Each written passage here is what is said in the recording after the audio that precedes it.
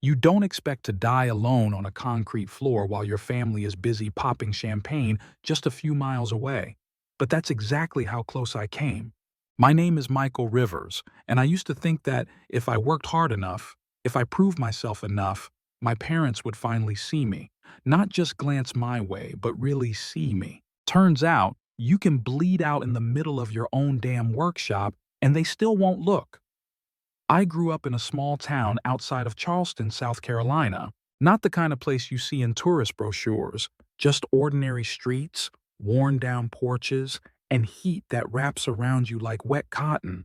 But the real suffocation came from inside my house. My younger brother, Noah, was 3 years younger than me and somehow inherited the entire spotlight from the moment he could walk. Baseball prodigy, golden boy.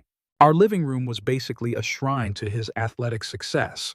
Trophies, team photos, even his cleats in a glass case like he'd been canonized. You'd think he'd pitched in the World Series. I wasn't jealous. At least, I tried not to be. I loved engines.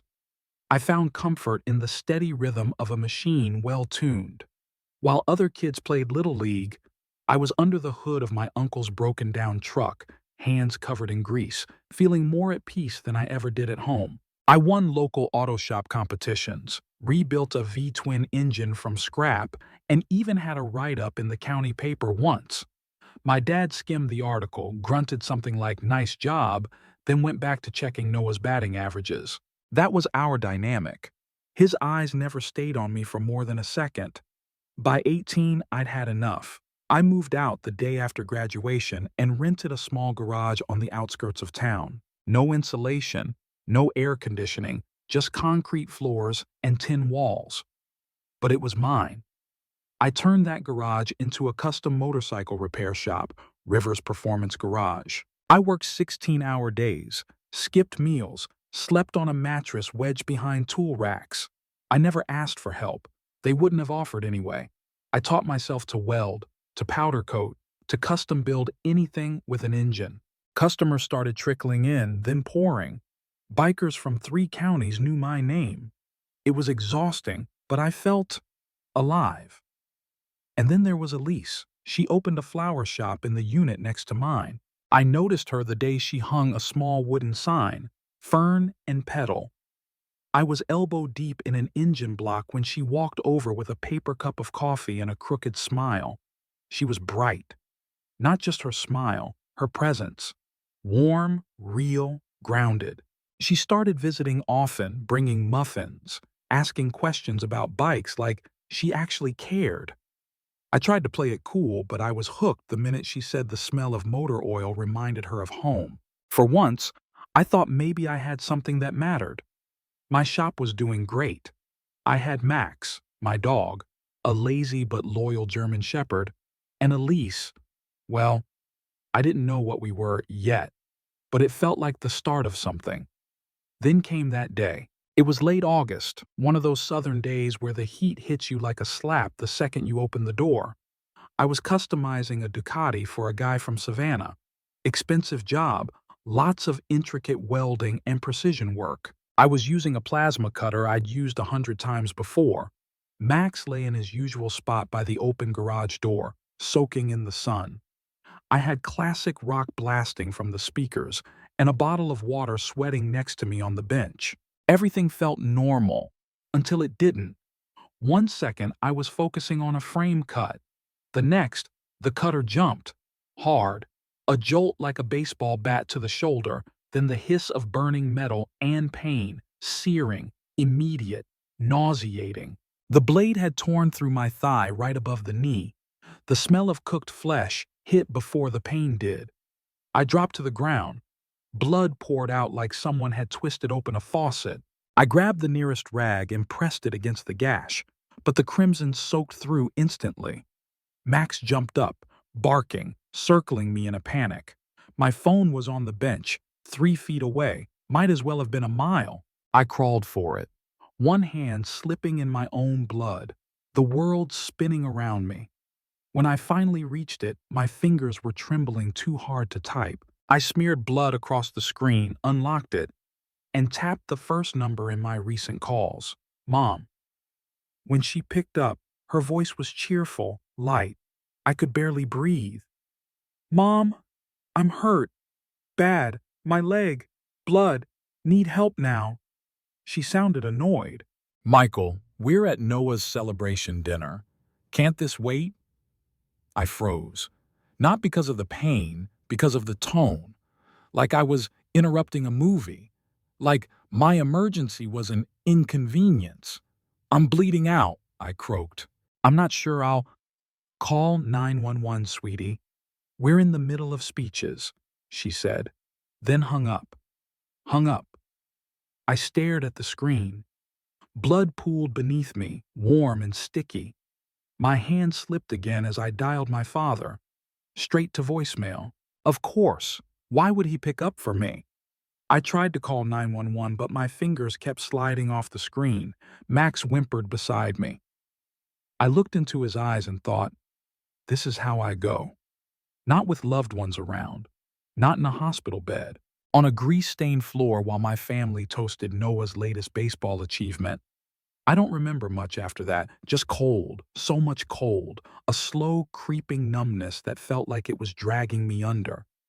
And then, Elise, her voice, her hands, her belt cinching tight around my thigh, her tears landing on my face like rain. She saved me. Not just that day, in ways I didn't yet understand. Waking up in the hospital felt like surfacing from deep underwater. Beeping machines, harsh lights, the antiseptic sting in the air, it all rushed in at once. My leg throbbed like a steel rod heated red hot, and every breath felt like dragging gravel through my lungs. Elise was there. She was asleep in a plastic chair, still wearing the jeans and t-shirt she'd had on when she found me. Dried blood, my blood, stained her hands and collar. I'd never seen anyone look so exhausted or so beautiful. The doctor came in a few hours later. He looked like the kind of man who practiced bad news in the mirror, said I was lucky to be alive, said if Elise had gotten to me 5 minutes later, I wouldn't be. But then came the part that gutted me more than the plasma cutter had. The femoral artery was damaged. Muscles and nerves had been shredded. They managed to save the leg, but it wouldn't be the same, ever. Multiple surgeries, long rehab, likely permanent limitations. You won't be able to stand for extended periods again, he said, eyes fixed on the chart, like avoiding mine might soften the blow. I didn't say a word, just nodded like I understood what that meant. But I didn't. Not yet. Elise stirred as he left and reached for my hand. Her grip was firm, real. They called your emergency contact. I tried reaching your mom, too. No one answered, she said quietly. I didn't tell her they had answered, just once, and chose not to come. My phone buzzed a while later. My dad. For one fragile second, I let hope crawl in. Michael, he said, no trace of warmth. We need to talk. Your mother and I were hoping you could help Noah. He's got relocation costs, gear upgrades. The team's asking for around 25 grand. No, how are you? No, we heard you were hurt. Just money, again, for him. I almost died, I said, my voice hollow. Where were you when I called, begging for help? A pause, then, don't be dramatic. It was just a cut. Just a cut. That phrase stuck in my throat like a shard of glass. I hung up, opened my banking app. For the past 5 years, I'd been sending them $1,000 a month. Thought I was being a good son, doing my part to help with the mortgage. Canceled the transfer with one swipe. They hadn't cared. Not when I was thriving. Not when I was bleeding. They weren't parents. They were investors in one child's future. And I wasn't him. Elise sat with me through every agonizing moment that followed. Surgery, physical therapy, the grueling reality of learning to walk again. Max eventually joined me in the hospital too, thanks to the nurses pulling some strings. He lay at the foot of the bed like a quiet guardian.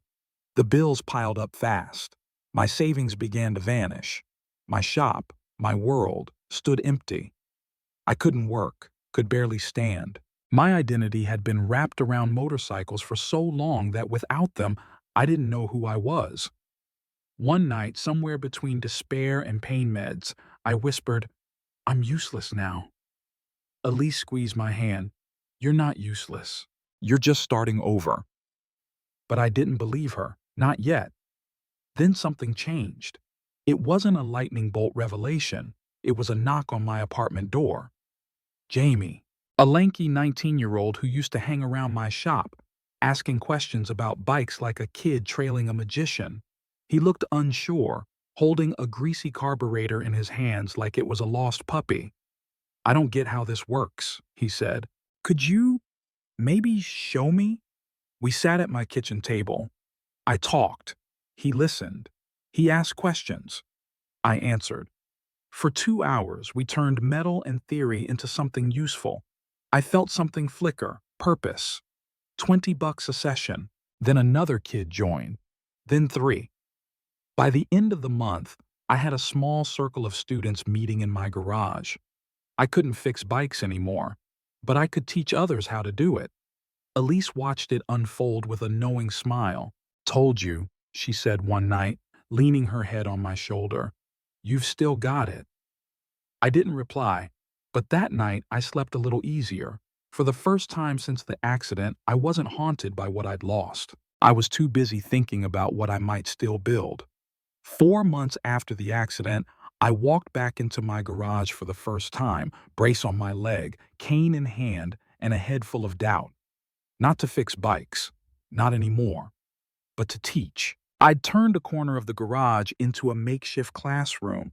Folding chairs, a cheap whiteboard, bins of used parts, and busted engines that the students could tinker with. I couldn't crouch under frames or lift engine blocks anymore, but I could draw diagrams, explain compression ratios, talk timing chains and carburetor jets. I never imagined this little class would turn into something, but it did. Within weeks, I had 6 regular students, mostly teenagers, a few in their 20s, kids who'd never have the money or grades to get into a proper trade school. Some had dreams of working on bikes. Others just wanted a place where someone believed in them. I charged just enough to pay the rent on the garage and keep the lights on. Elise still ran her flower shop during the day, but started spending more time at the garage, helping organize lessons, handling the schedule, sometimes even bringing in snacks for the guys. She kept everything going when I couldn't. When pain lanced through my leg, she'd tell me to sit, then pick up the whiteboard marker and lead the class. When the hospital bills arrived like storm clouds, she opened her savings without blinking. "We're partners," she'd say. I didn't know what I'd done to deserve her, but I wasn't going to lose her. Then, one afternoon, everything we'd built was threatened. Again. Elise called back to me from the front of the garage. Her voice was tight. "Michael, your parents are here." I froze. I hadn't seen them since before the accident. They hadn't come to the hospital, never visited during rehab. I thought maybe, just maybe, they'd come to apologize. They didn't. My father walked in first. Polished, cold, efficient. "We need to talk," he said, glancing around like the place disgusted him. "Noah's in trouble. His contract had some issues. Fine print stuff. Long story short, he needs to buy out part of the deal. Around 50 grand. I just stared. Then my mother added, "We thought it might be best if you sold the garage. This place is just sitting here while you recover, right?" I felt the breath leave my chest. "You want me to sell the only thing I have left?" I said, keeping my voice steady. "It's not like this is a real business," my dad said, gesturing at the students and tools. "Teaching kids to tighten bolts? That's not a future." Before I could say a word, Elise stepped forward, her voice sharp and shaking. "Michael nearly died," she said. "He called you while bleeding out on this floor. You ignored him. And now you're asking him to give up the only thing he has left? Are you out of your minds?" They both looked at her like she was an annoyance. My mother narrowed her eyes. "This is a family matter. Stay out of it." "She is my family," I said.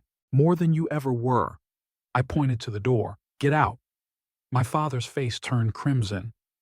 "You ungrateful!" I said, "Get out." They left, slamming the door behind them. I sat down, shaking, heart racing. Elise knelt beside me, taking my hand. "I'm sorry," she said. "I shouldn't have said anything." "You said exactly what I couldn't," I whispered. "Thank you." That night I didn't sleep. Not from guilt, but from rage. Rage that they had the nerve to show up, to demand from me again after what they'd done. The next morning, I went to the bank and removed them from my emergency contacts. Called a lawyer friend and had him draft a will leaving everything to Elise. Then I called the hospital and made sure they were flagged. No access to my information. Ever. I was done. Finally, truly done.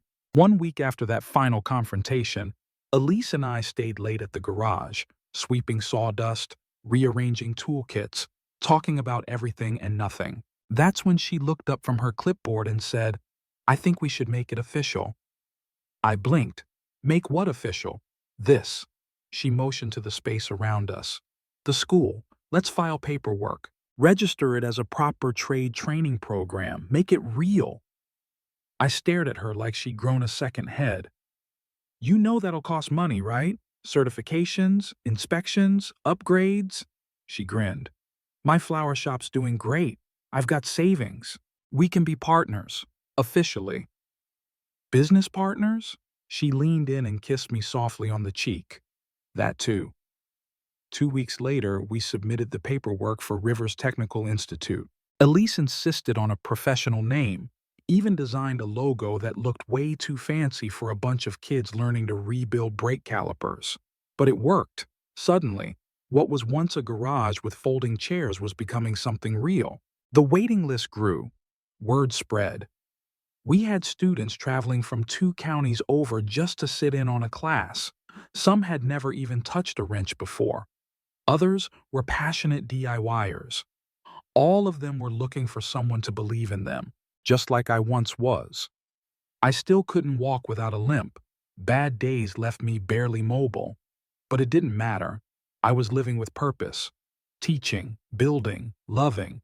And yes, I married Elise. Last spring, under an old oak tree behind her flower shop, with Max in a tiny bow tie and a dozen students turned friends in attendance. No suits, no choir, no fancy speeches, just vows that meant something. Her parents cried. Mine weren't invited. They never called again, not even after the school was featured in a local news segment, not after we expanded into a second garage across town, not after Elise gave birth to our daughter Grace 6 months ago. I did hear about them, though. An old classmate told me they lost the house, couldn't keep up with the mortgage after spending everything they had trying to salvage Noah's contract.